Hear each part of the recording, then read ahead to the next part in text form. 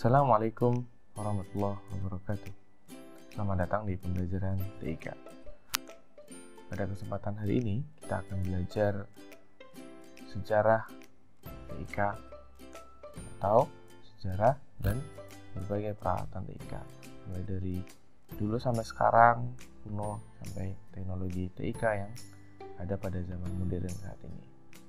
Teman-teman sekalian, kenapa kita perlu belajar sejarah? Agar kita tahu bagaimana yang terjadi di masa lampau dan apa yang bisa kita dapatkan pada hari ini dan apa yang kita bisa kembangkan, bisa kita pelajari untuk bekal masa depan kita, khususnya di bidang teknologi.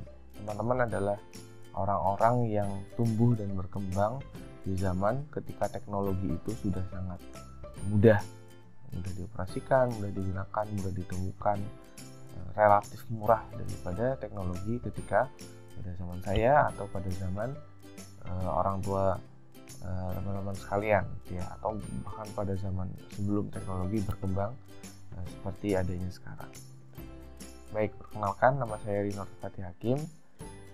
Saya pengampu mapel informatika kelas 7, 8, dan 9. Jadi selama nanti teman-teman di ABSP, teman-teman akan bertemu saya 3 tahun berturut-turut, gitu ya. Semoga teman-teman nanti betah dan bisa tetap mengikuti seluruh pembelajaran di SMBIT sampai benar-benar tuntas menempuh jenjang pendidikan SMP.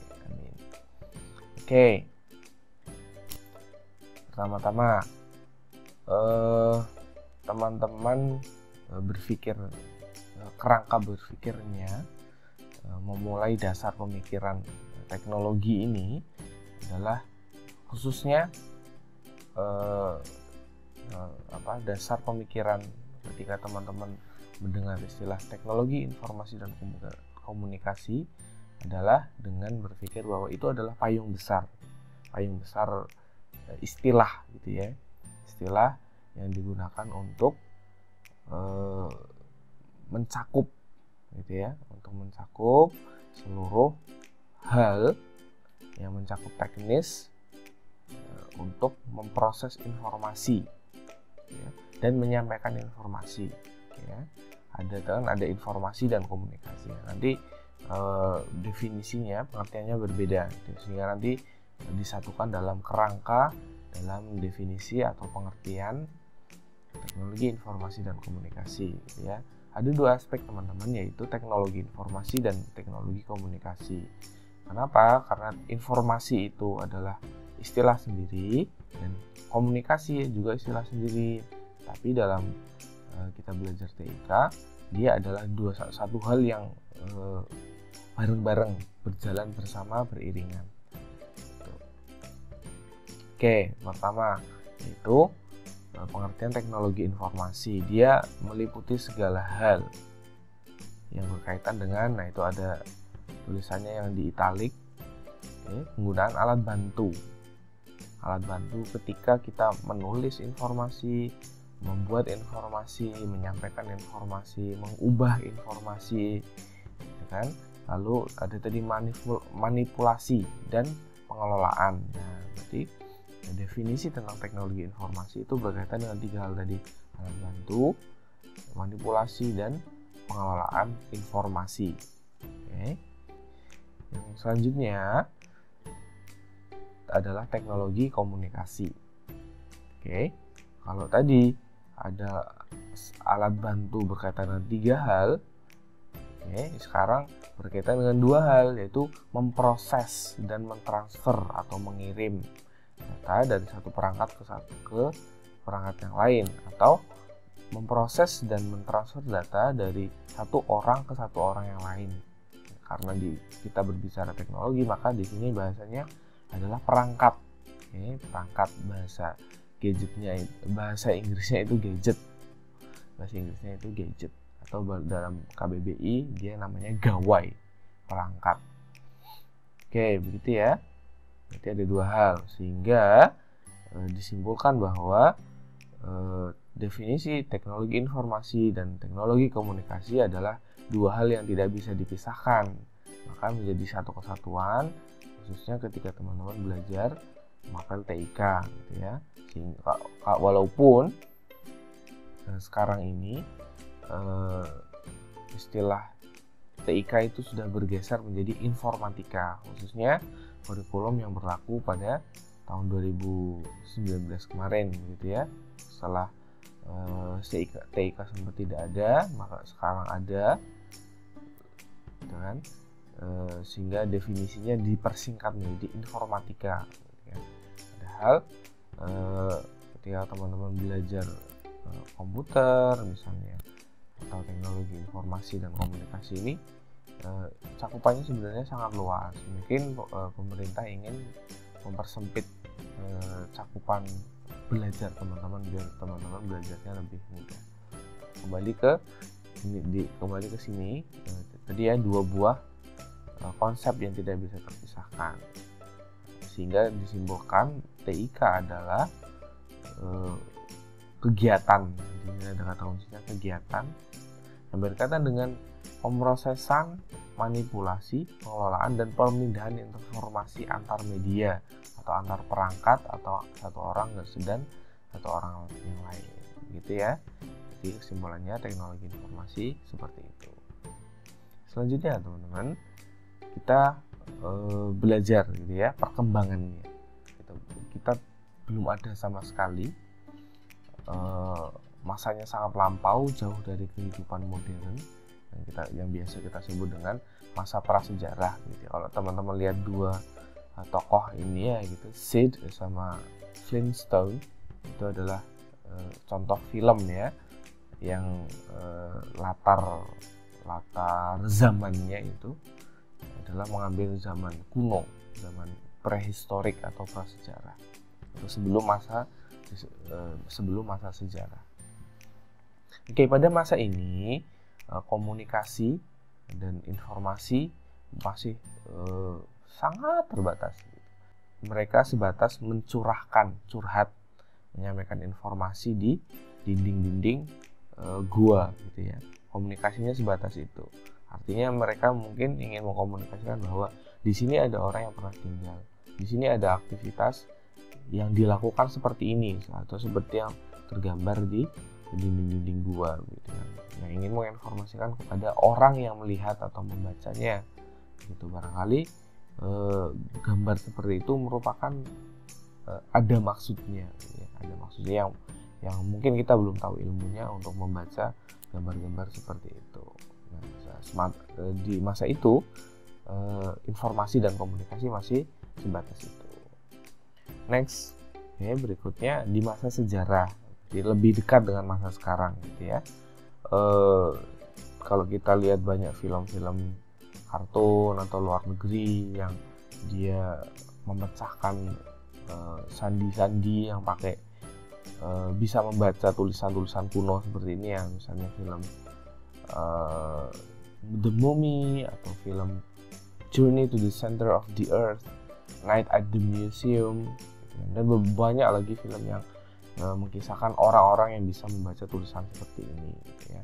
Dan tulisan ini maksudnya yang seperti yang ada di film itu benar adanya, artinya mereka mengambil referensi dari sumber sejarah, hanya saja mungkin didramatisir, dibuat film gitu ya. Nah, mulai dari bangsa Mesir kuno yang berkomunikasi menggunakan gambar, simbol-simbol yang mewakili huruf-huruf yang orang-orang tertentu belajar sehingga bisa menginterpretasikan, menerjemahkan apa yang ditulis dalam simbol-simbol tersebut. Ada juga media kertas yang ditemukan di Cina dan di Timur Tengah gitu ya, Timur Tengah yang sekarang menjadi Timur Tengah, papirus, lalu sama kertas yang pada sampai hari ini kita masih menggunakan teknologi itu. Artinya kertas pun bisa disebut sebagai teknologi gitu ya. Pada waktu orang bisa mengkomunikasikan informasi melalui media kertas. Jadi kertas adalah bagian dari teknologi, perkembangan teknologi yang sampai hari ini masih kita gunakan gitu ya. Next, berikutnya Nah, lalu masuk ke masa modern teman-teman. Di sini yang sudah sangat banyak. Artinya ketika sudah masuk masa modern, diawali ketika mungkin Golden Age, istilah Golden Age abad ke-7, di mana bangsa umat Muslim masih berjaya. Ya, berjaya karena apa? Mereka menguasai perkembangan informasi, mereka belajar menggali informasi, menemukan hal-hal yang bermanfaat untuk kehidupan manusia. Lalu dilanjutkan dengan masa Renaissance, gitu ya, di mana orang-orang Eropa mereka mengembangkan informasi pembelajaran. Artinya pada waktu itu ilmu pengetahuan itu berkembang sangat pesat pasca abad ke-8 itu ya. Abad ke-8, lalu masa Renaissance, lalu masuk masa sejarah, masuk masa modern. Ketika sudah sampai situ, sudah masuk masa modern yang teman-teman bisa lihat di sini gitu kan. Mulai dari Jonathan Gutenberg menemukan mesin pencetak huruf gitu ya. Barangkali yang sekarang bisa disebut stempel, cuman dia alatnya pakainya mesin lebih canggih gitu kan. Sekarang stempel gitu. cetak huruf awalnya itu kan pakainya seperti stempel. Lalu ada Charles Babbage yang menemukan program komputer gitu ya, yang dia menemukan juga mesin analisis untuk mengolah data sehingga mengeluarkan informasi seperti yang diinginkan. Lalu ada Samuel Morse. Nah, kita banyak paham istilah Morse gitu ya, sandi Morse kalau orang Indonesia bilang, padahal dia Samuel Morse. Nah, kalau kita kode strip dan titik, nah itu berarti kita paham sandi Morse. Nah, dia yang menemukan mulai bentuknya gelombang suara bisa, kode bendera bisa, kode lampu ya, kedip-kedip lampu itu bisa. Kalau teman-teman lihat di pesawat gitu ya, kalau pesawat terbang kita lihat dari bawah ada lampu yang kedip-kedip ya.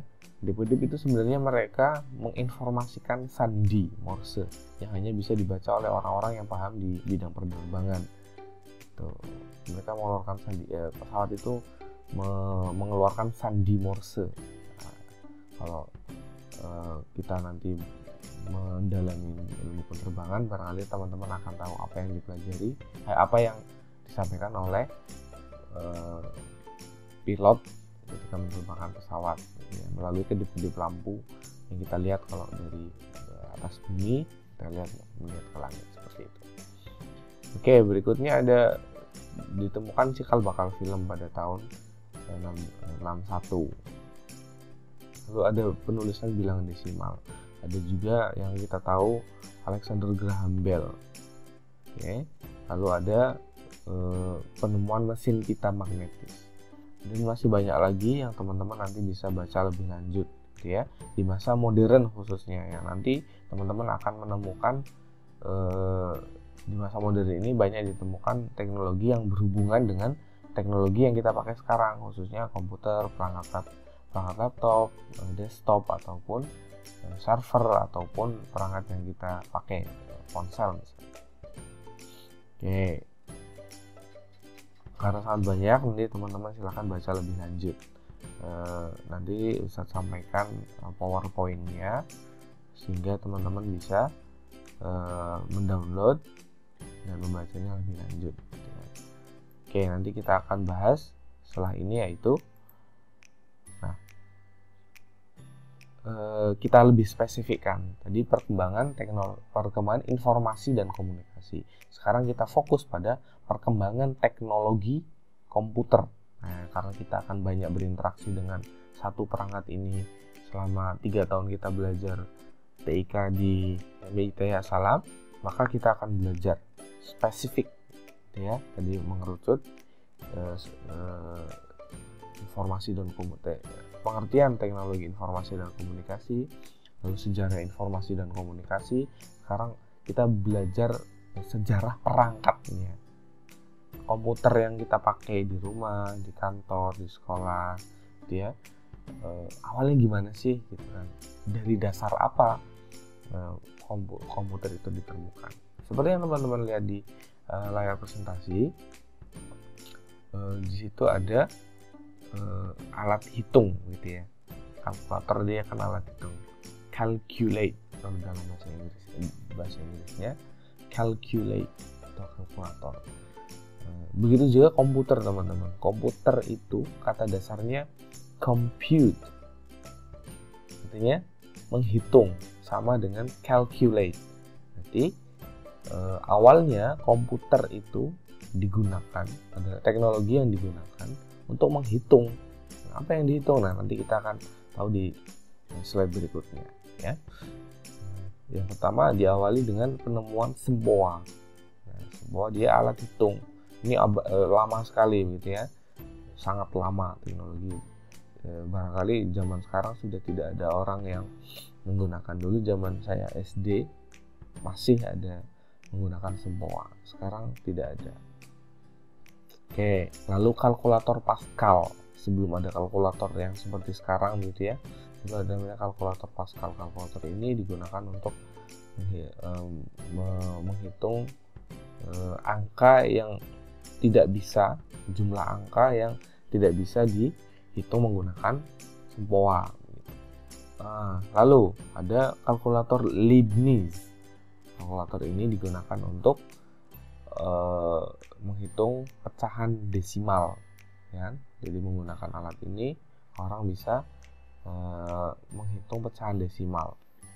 Lalu aritometer ini alat yang digunakan untuk perhitungan aritmatika.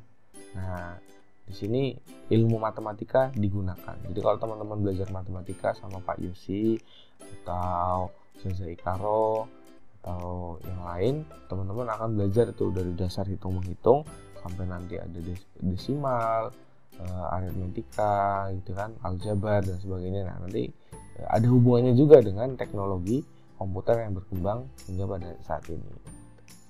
Oke, next. Oke, di dalam ilmu matematika juga ada hitung menghitung diferensial. Biasanya nanti di SMA atau perkuliahan, gitu ya, dia ada proses matematika yang namanya diferensial. Nah, Charles Babbage dia menemukan mesin ini untuk menghitung matematika diferensial yang tidak bisa dilakukan oleh alat yang sebelumnya tadi, gitu ya. Nah, di sini terlihat, gitu ya, kalau kita lihat slide sebelumnya, nah, kita lihat perbedaannya, gitu ya. Simple dari sempoa, lalu masuk ke Pascal, lebih canggih lagi. Nah, lebih canggih lagi terlihat besar, gitu ya, semakin besar, gitu kan. Dan terlihat mungkin secara sekilas lebih rumit, gitu ya, pengoperasiannya. Karena tadi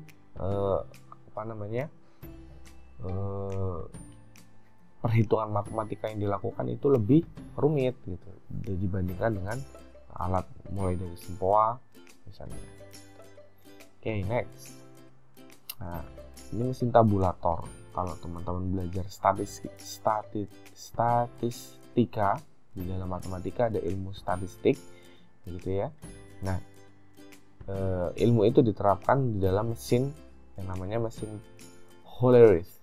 Hollerith ini digunakan untuk waktu itu sensus penduduk, gitu ya, menghitung berapa jumlah penduduk di negaranya si Hollerith, begitu. Nah, itulah kenapa komputer itu dekat dengan istilah calculate, gitu ya, menghitung, karena komputer kata dasarnya adalah to compute, yaitu menghitung. Nah, untuk ini komputer itu digunakan. Oke, selanjutnya ada mesin Atanasoff Berry.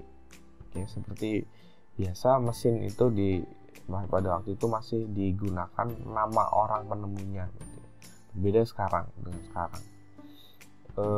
Mesin ini dapat menghitung aljabar, ya, aljabar boolean atau biner aljabar. Biner itu perhitungan 0 dan 1, diikuti dengan perhitungan aljabar. Nah, masih di lingkup matematika, ya, ada matematika aljabar, kan?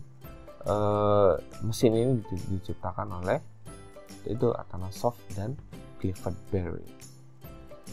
Terlihat lebih rumit lagi, gitu kan? Mungkin kita bingung mau operasikannya gimana.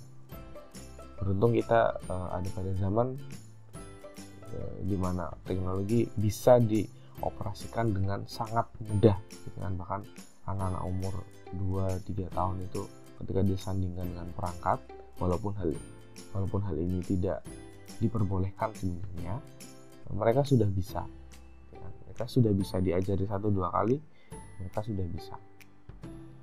Oke, next, lebih advance lagi, lebih berkembang lagi, ada namanya differential analyzer, mesin yang disebut sebagai kakek moyangnya website. Kalau sekarang kita belajar ada yang namanya website, web, internet, gitu ya. Ini adalah mesin yang digunakan untuk menyimpan data website, karena dia bisa melakukan penyimpanan memori dan penghitungan diferensial. Diferensial juga ada hubungannya dengan matematika, masih sangat dekat komputer dan matematika. Ditemukan oleh Vannevar Bush, masih keluarganya George Bush. Next. Nah, sekarang kita tadi pendahulunya, gitu ya, perkembangan komputer, alat hitung, teknologinya dari awal. Sekarang spesifik lagi ke komputernya. Ketika mereka sudah spesifik menyebut komputer, tidak lagi alat hitung, tidak lagi mesin, tapi orang-orang pada zaman ini menyebutnya sudah komputer, gitu kan. Cuman bentuknya masih tidak seindah sekarang, tidak sekecil sekarang, tidak seramping sekarang, tidak semewah, elegan, atau apapun sebutannya yang mewakili sebutan yang nyaman untuk didengar, ya. Seperti yang teman-teman lihat di ilustrasi gambar di PowerPoint saya, gitu ya, kabel-kabel dan bentuknya sangat besar, dan itu nampaknya, gitu kan, ke arah kanan dan ke arah kiri masih banyak, begitu ya, karena lihat itu orangnya dan itu lihat mesinnya, gitu kan? Seperti yang tertulis bahwa ini masih sebagian kecil dari penampakan mesin namanya ENIAC, ya, mesin vacuum tube. Jadi kalau teman-teman tahu salah satu perangkat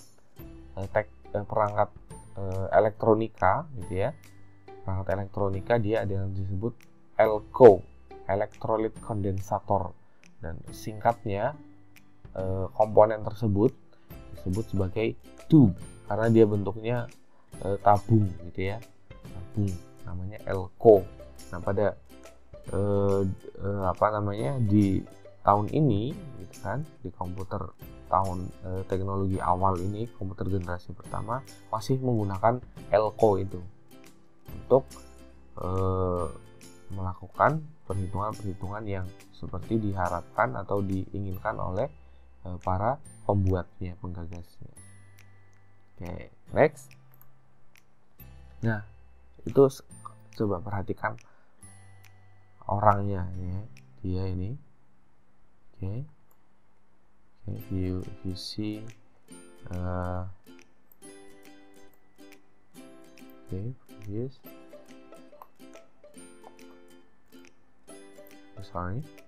If you see this person, ya, jika teman-teman melihat orang ini, gitu kan, perhatikan dengan orang selanjutnya, orang ini kira-kira sama nggak? Sama ya, dari penampakannya, kurusnya, begitu kan, dan alatnya, ternyata lebih besar gitu ya, lebih panjang. Mungkin barangkali ada ke sini dan mungkin mengitari ruangan, dan ini yang seperti rak ini barangkali juga masih masuk di dalam alat ini. Nampaknya dia kebingungan gitu ya, ini apa yang rusak gitu. Nah, sebenarnya teman-teman bisa baca gitu kan, total panjangnya adalah 1800 kaki, 1800 feet, 1800 feet. Jadi kalau di luar negeri itu satuannya kaki, feet. Yang kalau dikonversikan dalam meter, dia sekian meter ini. Bayangkan, alat ini ada pada zaman sekarang, gitu kan? Seberapa sempit dunia ini ketika teknologi tidak berkembang secanggih sekarang, gitu ya. Nah, tidak cuma itu teman-teman, beratnya juga sekian ton.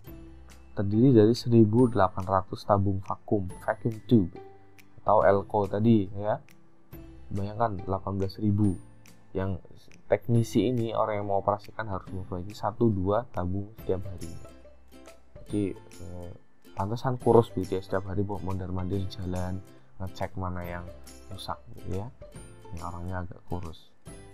Kasihan. Tapi mereka adalah orang-orang yang berjasa membantu menemukan teknologi yang mempermudah teknologi yang ada pada saat ini. Next. Oke. Di generasi kedua ini tidak lagi menggunakan alat yang namanya vacuum tube, tetapi menggunakan transistor. Transistor juga komponen elektronika yang saudaranya gitu ya, saudaranya elko. Kalau elko kakinya 2, dia kakinya 3. Ya, teman-teman bisa cari lebih lanjut tentang transistor. Nah, komputer ini sudah banyak menggunakan transistor untuk komponen di dalam komputer tersebut. Nah, dan juga ada yang namanya dioda. Dioda itu salah satu perangkat komponen elektronika juga yang pada komputer generasi kedua ini digunakan. Terlihat lebih ringkas. Ini sepertinya hanya ada dalam satu ruangan begitu ya. Tuh. Dan lebih kecil, lebih simpel daripada yang sebelumnya ya. Oke, next. Masih komputer generasi kedua, dia sudah lebih rapi, lebih ringkas, dan ya terlihat di sini orang yang sedang mengoperasikan komputer, ada yang sedang memperbaiki, ada yang sedang mengecek gambarnya. Oke, gitu. Nah, di masa ini teman-teman, bahasa pemrograman mulai muncul dan dikembangkan. Perlu teman-teman ketahui, dalam membuat komputer gitu kan, software, perangkat aplikasi kan, ada yang namanya bahasa pemrograman. Ya, karena informasi, komunikasi, maka harus ada bahasanya, gitu ya. Bahasa pemrograman ini dibuat untuk membuat software. Oke. Bahasa pemrograman, banyak bahasa pemrograman yang pada kesempatan yang lain kita akan belajar. Gitu. Nah, pada tahun ini bahasa pemrograman mulai muncul dan dikembangkan karena sudah merasa perlu barangkali dikembangkan bahasa pemrograman. Oke, next, beranjak ke komputer generasi yang lebih canggih, komputer generasi ketiga. Lihat perangkatnya, lihat komponennya lebih rapi, lebih simpel, lebih tertata gitu ya dibandingkan yang sebelumnya. Di masa ini kan komputer sudah dikembangkan dengan pasir silika. Pasir teman-teman. Jadi kalau teman-teman beli barang sesuatu gitu ya, biasanya dilengkapi dengan bungkusan kecil yang itu tulisannya silikon atau silika, atau tulisannya do not eat, ya, jangan dimakan. Nah, itu dia adalah pasir silika yang menjadi bahan dasar pembuatan IC, integrated circuit. Yang pada zaman sekarang nanti kita akan bahas juga dijadikan bahan dasar untuk membuat prosesor, salah satu komponen yang sangat penting di dalam teknologi komputer. Oke, komputer ini yang teman-teman lihat di layar adalah buatan Hewlett Packard. Dia nama orang ya. Jadi kalau teman-teman punya laptop yang gambarnya tulisan mereknya HP, nah, berarti dia komputer mereknya Hewlett Packard. Dan ini komputer pertamanya Hewlett Packard yang dibuat pada tahun 1960. Oke, next. Sekarang masih komputer generasi ketiga, gitu ya. Masih komputer generasi ketiga.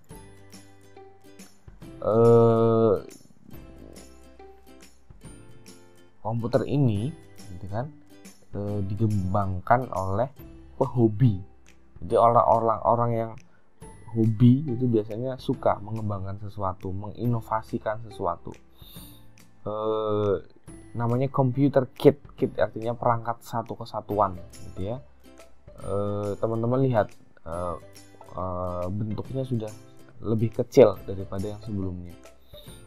Kalau bahasa kit gitu kan, berarti dia lebih simple, lebih kecil, lebih ringkas, lebih sederhana daripada mungkin perangkat gitu, yang mungkin lebih besar gitu.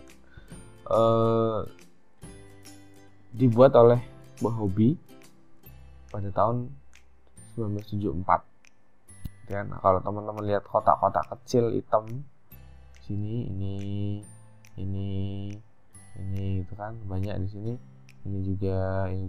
Inilah yang namanya IC, Integrated Circuit, yang disebutkan di slide sebelumnya. Oke, next. Nah, masuk ke komputer generasi keempat. Dari mulai vacuum tube, lalu berkembang menjadi transistor dan dioda, lalu berkembang menjadi integrated circuit. Sekarang sudah generasi keempat, yaitu menggunakan microprocessor.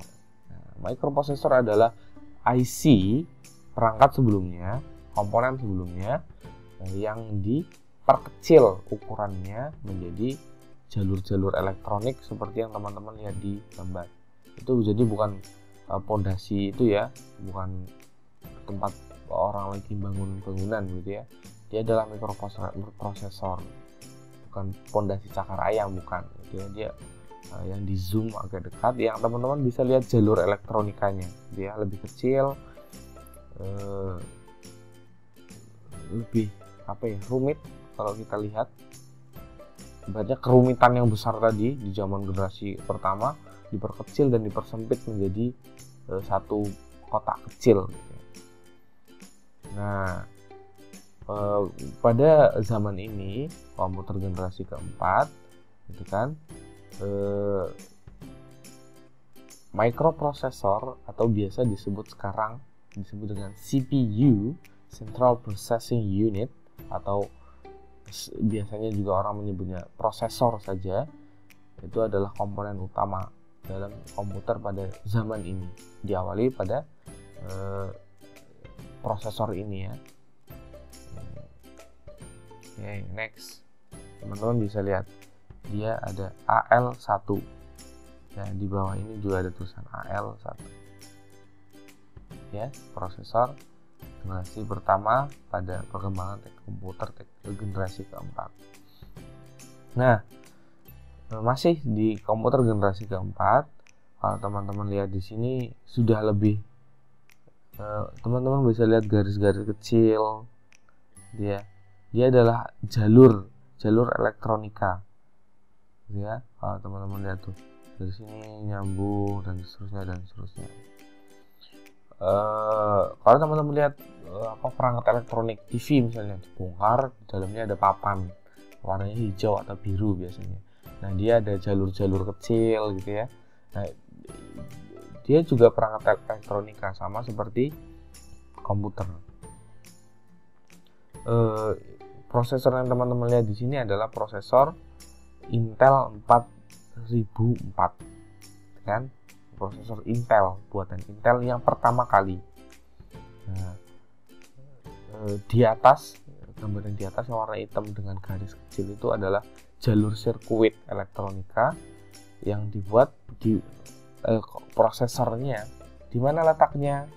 Di sini nih, kotak warna emas di atas adalah kalau kita buka tutupnya maka dia akan ada jalur seperti ini. Yang kalau kita mau melihatnya kita harus pakai alat pembesar gitu ya, untuk melihat lebih detail jalur-jalur elektronika ini. Oke, next. Nah, masuk ke komputer generasi sekarang.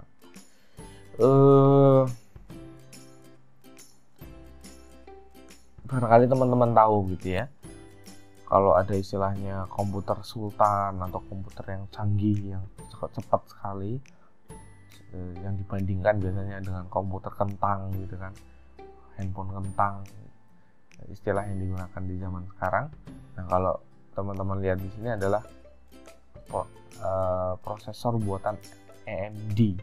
AMD adalah salah satu perusahaan teknologi yang membuat prosesor. Kan kalau teman-teman lihat juga ada satu perusahaan lain yang namanya Intel. Nah, dia saingannya AMD. AMD sekarang yang terbaru yang tercanggih adalah AMD Ryzen 9 3900X kan, 3900X. Ini adalah ini adalah prosesor yang tercanggih pada zaman ini gitu kan. Nah, kalau teman-teman lihat ukurannya sangat kecil sekali, hanya sekeping kecil dari ukuran jempol kita, bahkan tidak lebih besar dari telapak tangan kita. Oke, nah kalau ini Intel Core i9 gitu ya, Intel Core i9 generasi 9. Tadi AMD, sekarang Intel. Dua perusahaan ini adalah yang bersaing ketat untuk menciptakan, menginovasi prosesor tercanggih di dunia. Dua perusahaan ini saling bersaing. Oke, mostly orang kenalnya dengan Intel. Ya, sebagian besar orang kenal dengan prosesor Intel. Dan pakainya juga prosesor Intel. Sedangkan sebelumnya kurang populer. Yaitu tadi prosesor di zaman sekarang, gitu kan? Di zaman sekarang sudah lebih kecil ukurannya, simple, sebagaimana teman-teman bisa lihat yang namanya perangkat laptop, komputer tab, gitu kan? Ya ukurannya orang bisa bawa kemana-mana, gitu kan? Bisa digunakan dimanapun tanpa harus makan tempat, makan waktu, makan tenaga untuk mengoperasikannya, gitu. Nah, hingga pada saat ini, gitu kan, hingga hari ini ada 2 miliar komputer, gitu kan. Kok tahu? Ya, ada sumber yang mengatakan demikian. 2 miliar komputer ini, gitu kan, dihitung mulai dari komputer server, gitu kan, komputer desktop atau komputer yang menyebutnya begitu, dan laptop. Tiga jenis komputer itu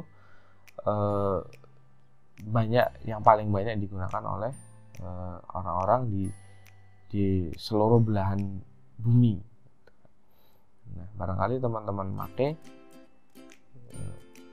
siapa tahu gitu kan. Yang belum pakai, semoga nanti bisa segera menggunakan dan punya komputer untuk kita bersama-sama belajar teknologi komputer. Baik, itu saja teman-teman yang bisa saya sampaikan pada kesempatan hari ini.